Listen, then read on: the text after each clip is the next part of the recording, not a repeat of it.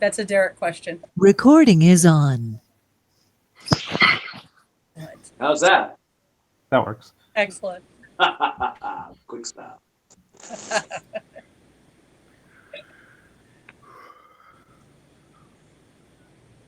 And Admiral, can we hear you? Can you hear us?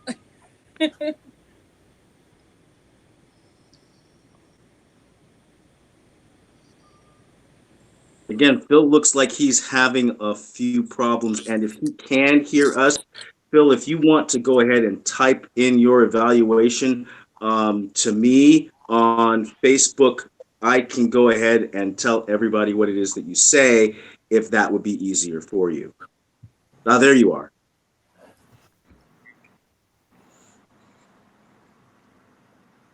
I didn't catch the setup, but I at least caught the I made some notes for Brian as well. Okay, can you hear me now? Round.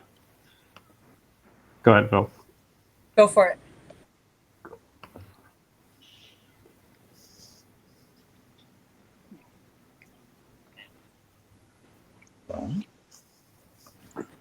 Admiral Phil, you are muted, so please come off mute for your evaluation.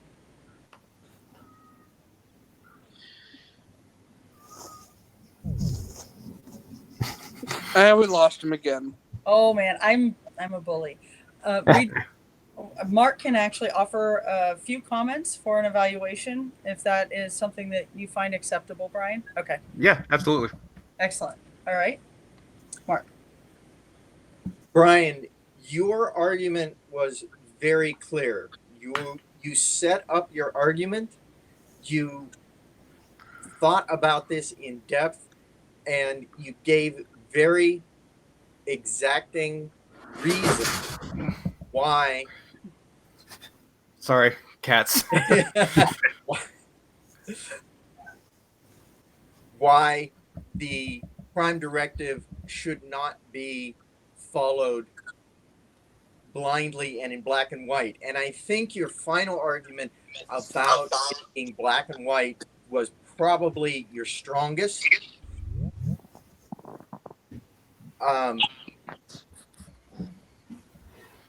One of the things you did that was very powerful was you kept your eyes on the camera and you were able to talk to that little black circle very clearly and very straightforward. It's not an easy thing to do because we're used to looking at people or looking at other things, and you managed to do that very well. Thank you. Unfortunately, you were on the completely wrong side. Yeah. You did a really good job, and you did capture my interest so much so that I lost track of time, which is the epitome of a good argument. When you break somebody's concentration on what something else they're supposed to do and dive directly into your words, it's really powerful. I've seen him toastmastering as a verb since 2012, and I can count on one hand how often he's done that. So that was a big surprise when I saw he wasn't paying attention to the time, and that was his one job to do. Well, thank you, guys. Thank you so much. Very good. Mark, you had one thing to do, and you just couldn't even keep that straight because you were so engrossed. How wonderful. Yes. That's exactly what happened, yes. That's great. Oh my God. I'm having Phil type something to me right now. That's why he looks like he's engrossed in the image that he has. And as soon as it comes along, I'll go ahead and pass that along to you. Mark, Karen, I want to thank you so much for helping us with this today, for passing this along with us. We had a really fantastic time. I'm sure I'm speaking for everybody who's here. It made it so very professional and interesting to have these events. It's hard to know who's going to show up. People say they want to, and then they have other things to do. Life gets in the way. I'm happy that we had a good person for pro and for con. We gave up ourselves enough time. We still have about an hour to go, so that if we had two or three people to do each side, I think we still would have gone ahead and made the time. Let's see. Phil has come up with the first segment of his evaluation, and he says,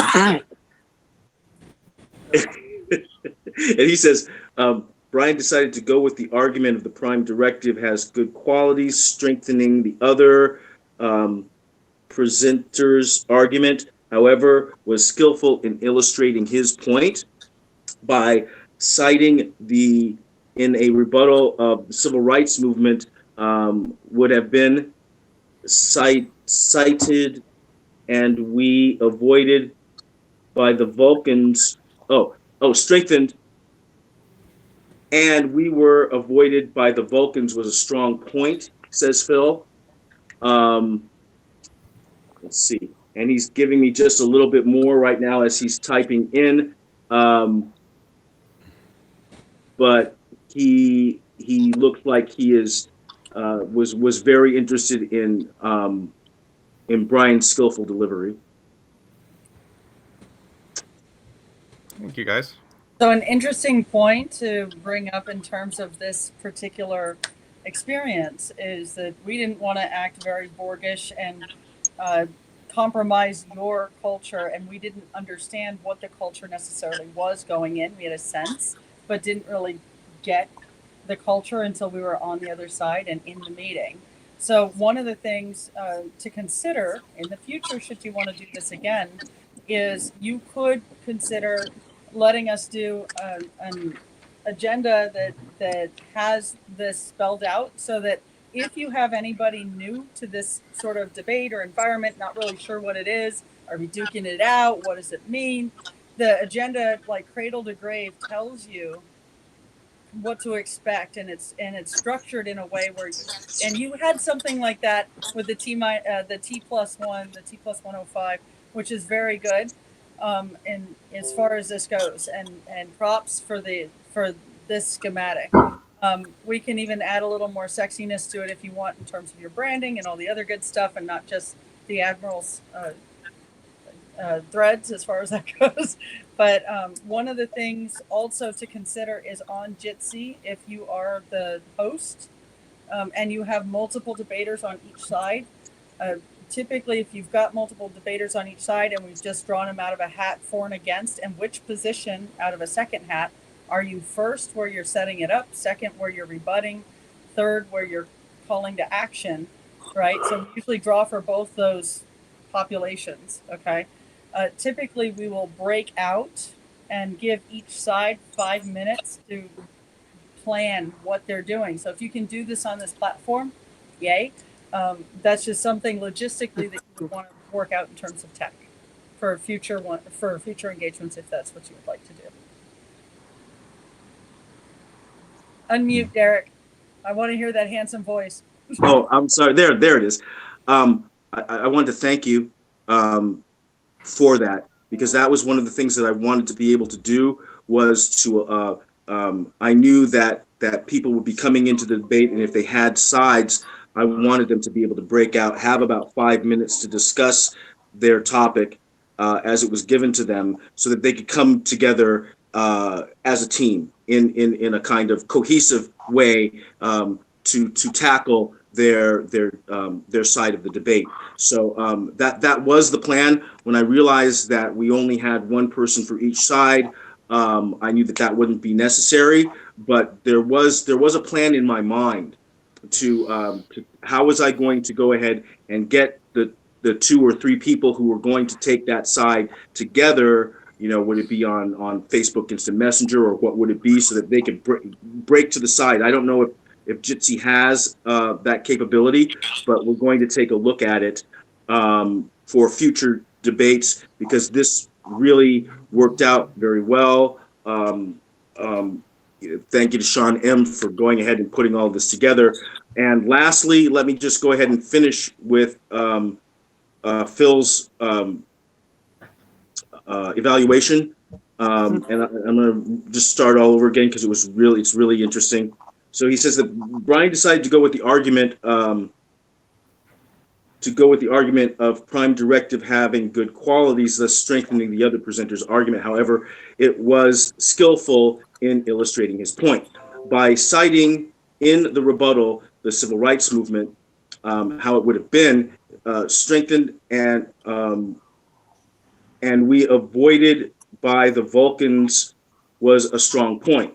Aaron locked Brian into a military conversation, which appeared to weaken his point somewhat by citing it as a disadvantage militarily, did highly state his point. However, diving into the other more relevant points of the Prime Directive could have made his point stronger. Brian did change my vote by his presentation by his presentation on this point. The rebuttal section was his strongest part, and that was the end of Phil's evaluation. And he says he'd like to go ahead and convey his appreciation and thanks to everyone who made this an amazing event.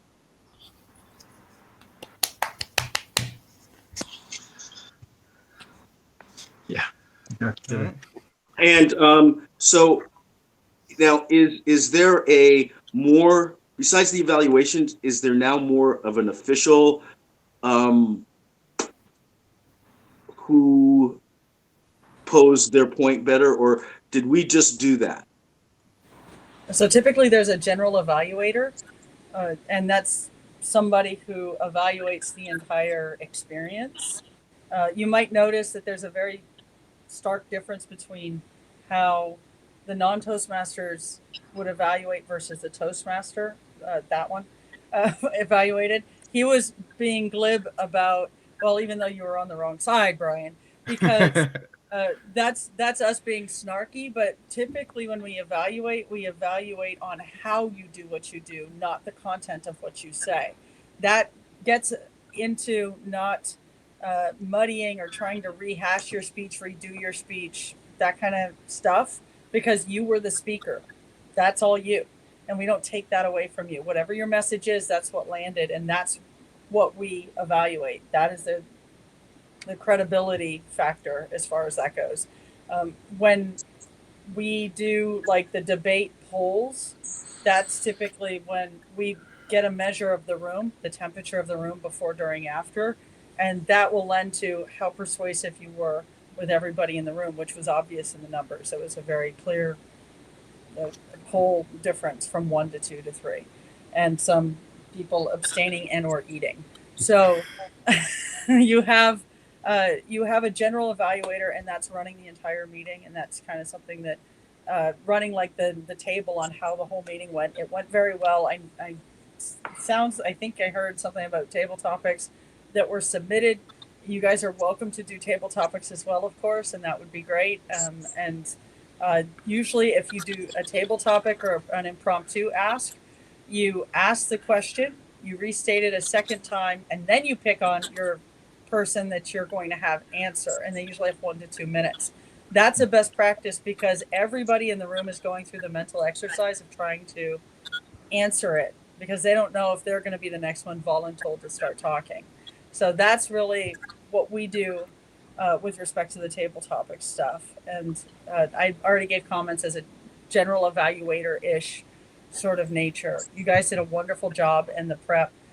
Props to the document that was shared with everybody. That was incredible.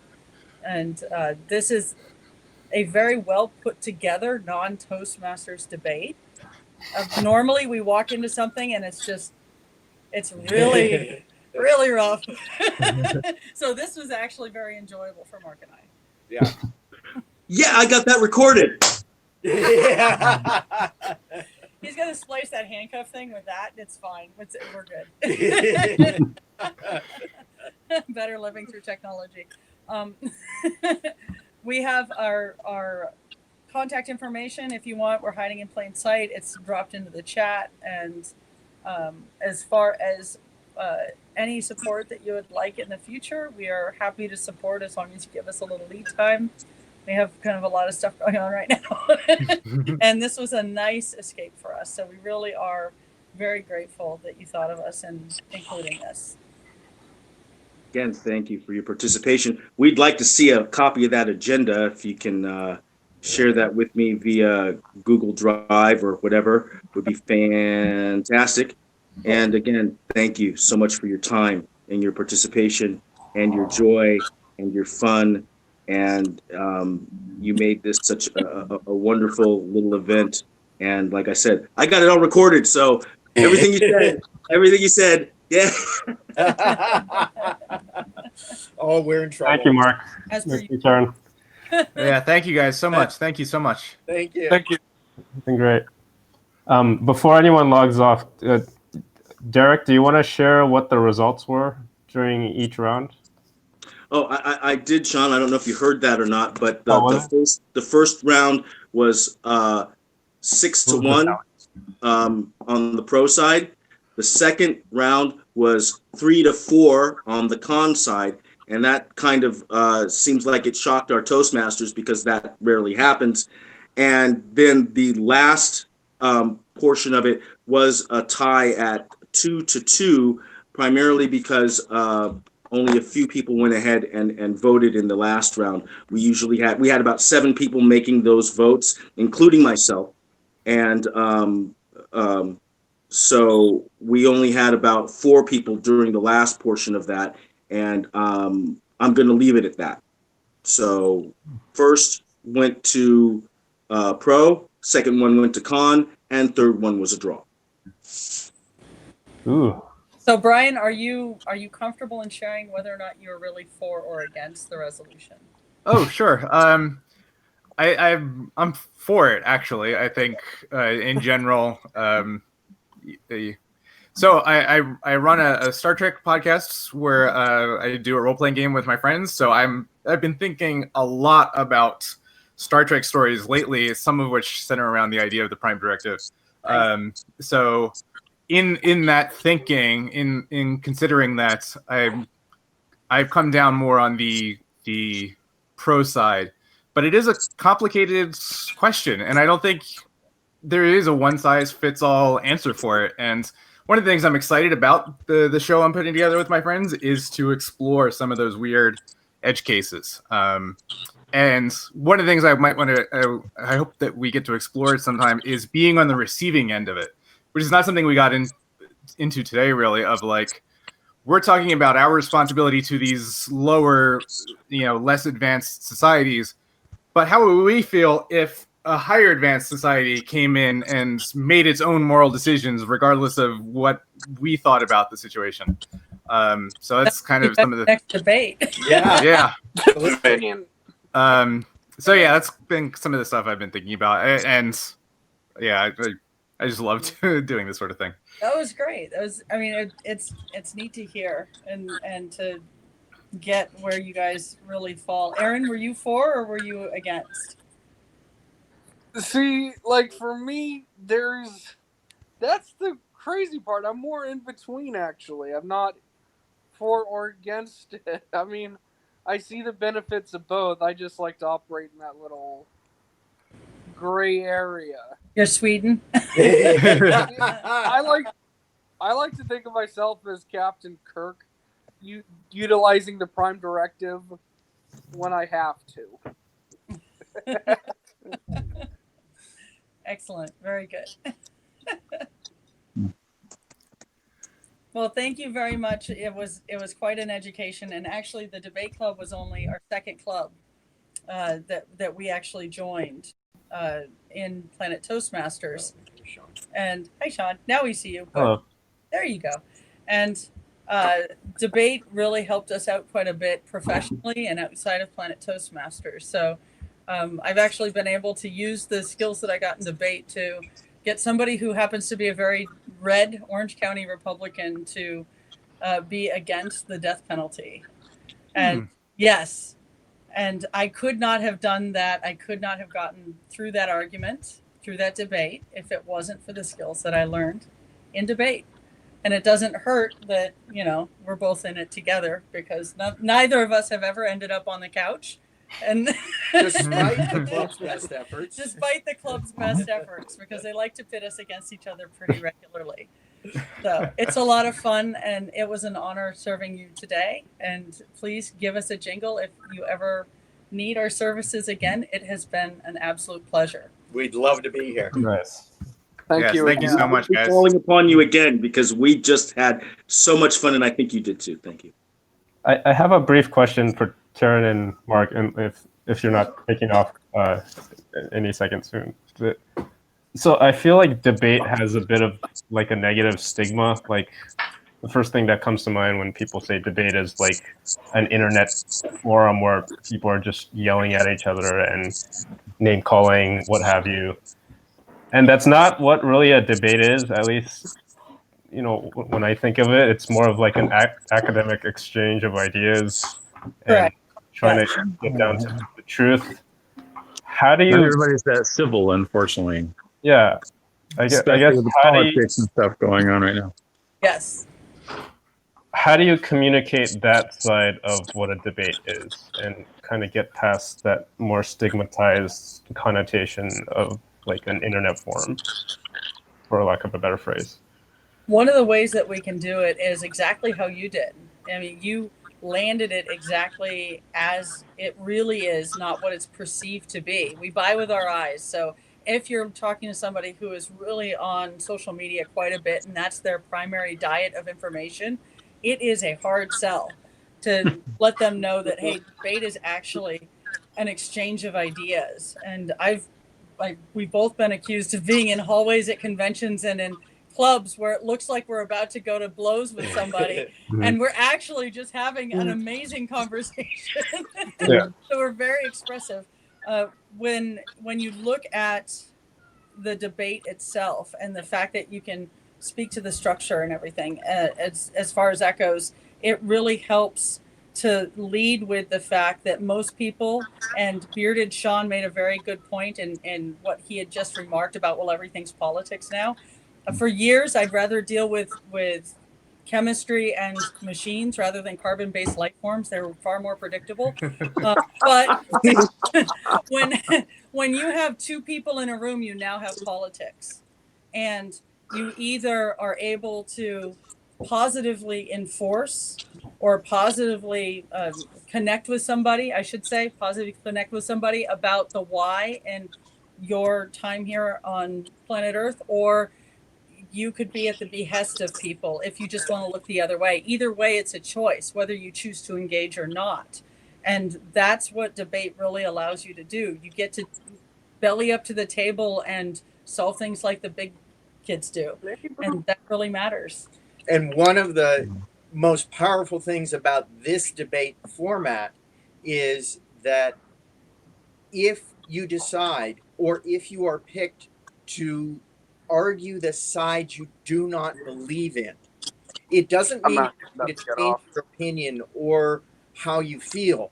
However, it gives you the tools to understand the other person's side.